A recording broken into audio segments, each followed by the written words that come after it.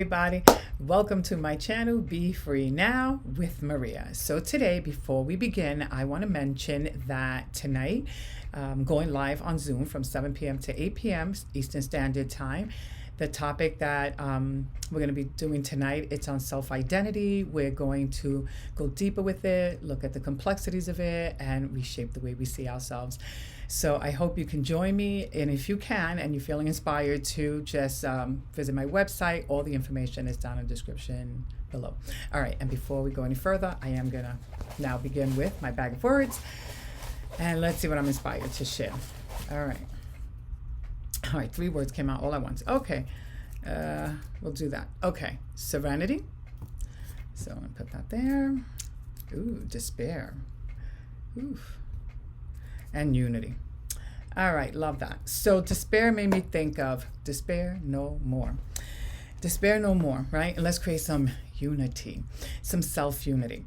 So, when we're not really feeling certain about things, we're not feeling like we're trusting ourselves and we're doubting ourselves, and we are in this space of limbo. It's what I'm feeling like, when we're just kind of like there and not and kind of just going through the motions, but not really showing up for ourselves.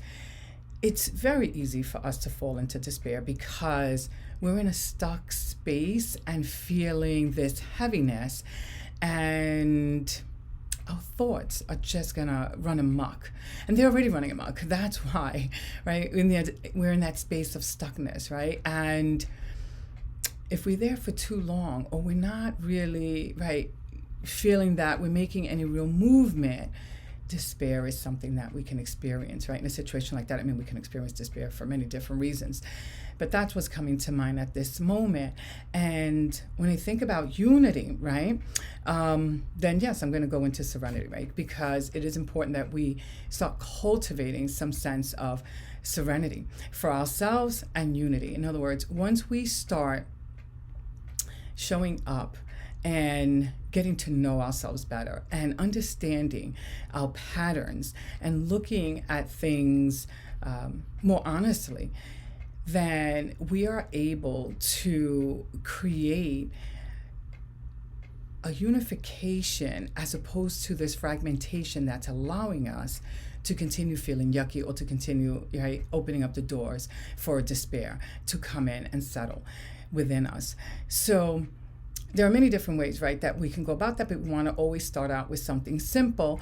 And journaling is one of my favorites, even though I hated to journal for many years. I'm like, I hate to journal, but I don't hate it anymore. I don't really hate many things anymore, but it's just a practice that as you start to do it and you start to experience the release and not allowing, right, things to just get stuck inside of you, to just keep on carrying things without getting to know what is going on, so that we can break the patterns, so that we can interrupt them, so that we can, right, show up different or make different choices, consciously make choices, as opposed to just going on automatic pilot.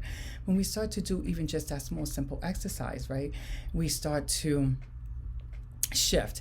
But we can do anything also, right? Anything that feels good. It's not like that's the only route. That's just one route to allow ourselves to just express what's, what we're thinking about in that moment, and really give us a space where we can even, try to understand, right, what it is that's going on in that moment, at least, right, from a cognitive perspective. But then you can also, right, listen to something relaxing, or do a mindfulness exercise and clear your mind and clear your energy that way. So whatever works, you start where it feels good and whatever feels manageable to you. But we show up, because if we don't, and we can just continue to recognize something's off and not do anything about it, then nothing's going to change. Because unless we change how we're showing up, then nothing really is going to change, and we're going to stay stuck, and we're going to stay fragmented. And we really want to create some unity with any fragmentation, but with all of our parts, right? The part of us that is scared, and even the part of us, right, and unifying with the part of us that is hopeful. And we want to do that in a conscious way. And that the part of us that's hopeful is the one, right, that believes in something bigger and greater than ourselves and believes in the unseen and is more open and receptive, right, to believing that we don't walk alone, and then creating some, right, balance there, not just going this way, remembering that there's this aspect, right, this essence, and we want to acknowledge that and bring that to the forefront and integrate it, right? Because when we do that, we end up creating, right, some serenity for ourselves and movement. We're not just going to be stuck in that yucky space. We're going to start moving. We're going to start feeling more serene and more peaceful within, and we're going to have the courage to move forward as opposed to just staying stuck in that space and feeling really yucky. So, yep, that's what's coming to mind with those 3 words. I hope that it has helped you in some way. If it has, please hit the like button so you can subscribe to my channel and be notified. Wait, what did I say? You subscribe to my channel. No, subscribe to my channel so that you can be notified when further videos are uploaded. And again, if you're feeling inspired to join me tonight to dive deeper on self-identity, which is something that's really huge, right? Because the way we see ourselves shapes how we show up to the world and how we show up for ourselves.